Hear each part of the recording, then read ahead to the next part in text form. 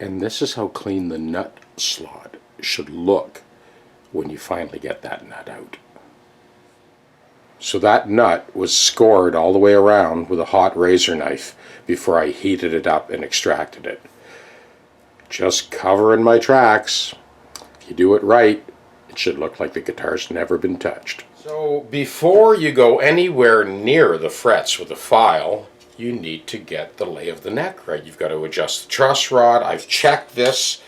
Look at the cross-sectional profile of this straight edge. Okay, that's cut from heavy aluminum stock. This is a 10-inch straight edge, and it's probably the single most versatile because you can check the neck in sections. So I've done that already. So I put the 10 on there, no rocking whatsoever anywhere on the neck.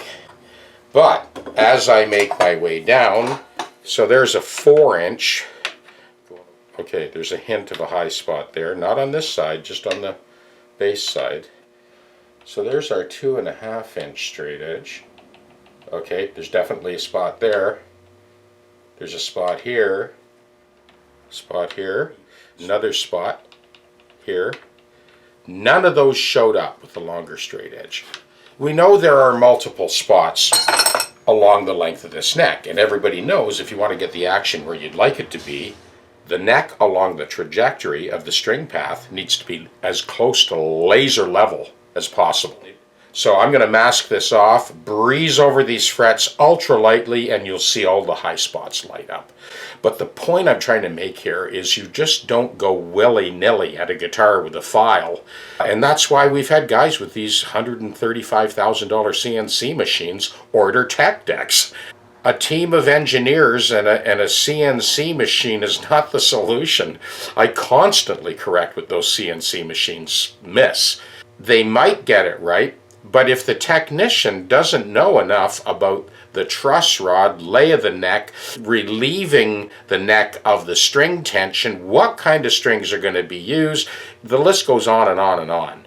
And this is why we sell a TechDeck worldwide, and my students do fret dressing all the time, and they're correcting stuff that these CNC machines miss as well. Anyway, we're going to mask this off. I'll very lightly breeze over that, then I'll bring you in for a good close look.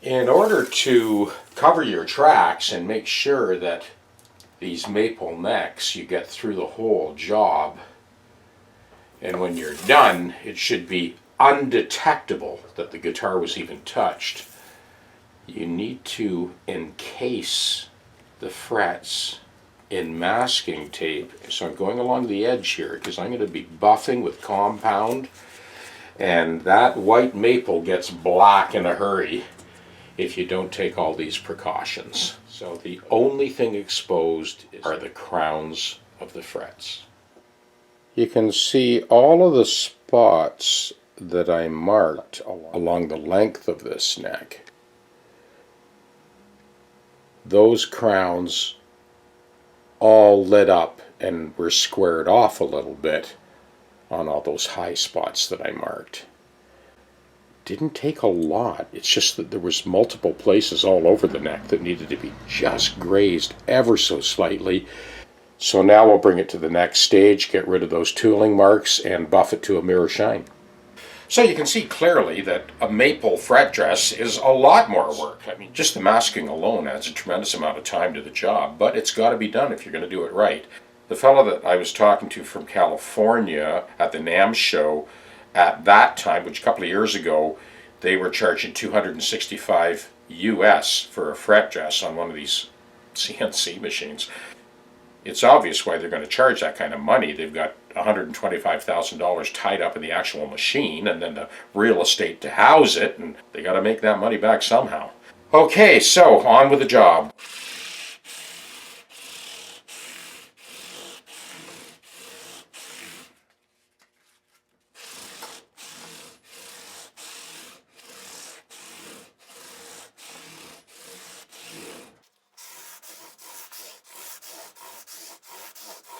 So you can see it's not just the neck that's supported. The body and the neck are supported simultaneously.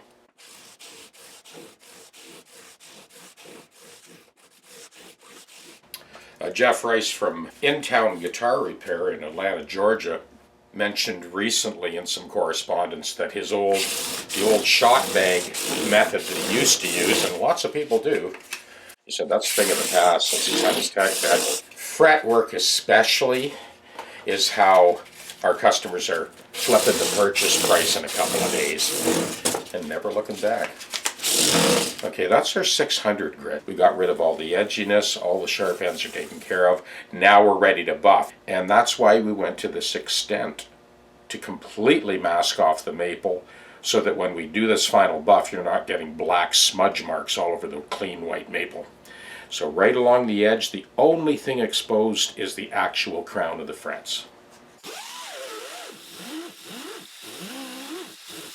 You notice I don't have infinite torque on this die grinder. If I push down, it'll stop. That's what you want. You heat up this lacquer pretty good when you do this, so you've got to be careful. Let it cool down before you peel that tape off.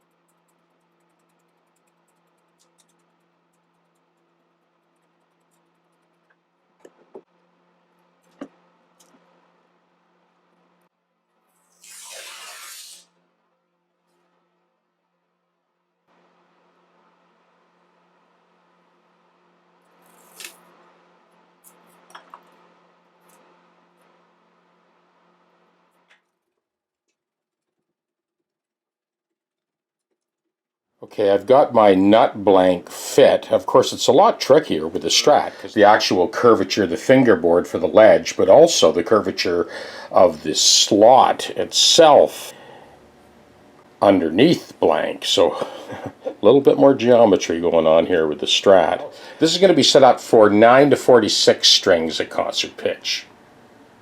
So cutting the Fender style compensated nut will always be your biggest challenge. I do it right on the guitar, tuned up to concert pitch or E flat or whatever the tuning the customer is using. This nut is obviously a lot more delicate and more prone to breakage, you know, than your regular compensated nut. So I'm checking the spacing as I go, and it looks pretty good. Leaving myself lots of room on the crown of that nut blank to be able to move the string back and forth wherever I need to get it lined up, and that looks perfect. Okay.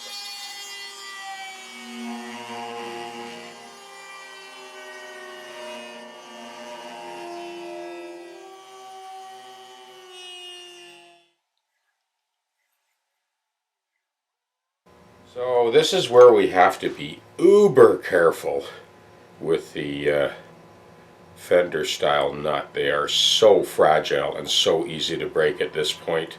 I've cut the values in there, so now we'll make it look pretty. And this is our 9 to 46 hybrid string tuned to concert pitch, and the nut is again a moving target. It's not like any other nut you're going to see. 25.5-inch scale, 9 to 46 on a Strat at concert pitch, and that's what we've got. Let's go take a listen. Well, now that Frank's Strat is done, I thought it might be a good time for a little fireside Strat. So here's the progression, kind of C add 9 to A minor, to D minor 9, to dominant 7th, turn around. So now I go through the same chords, just different inversions of the same chords. Okay, so I've recorded that. I'm going to kind of let that play and flick the pickups around and just do some single line stuff over top. So I've layered those 2 chord progressions and I'll just blow over top. So I'll let that play.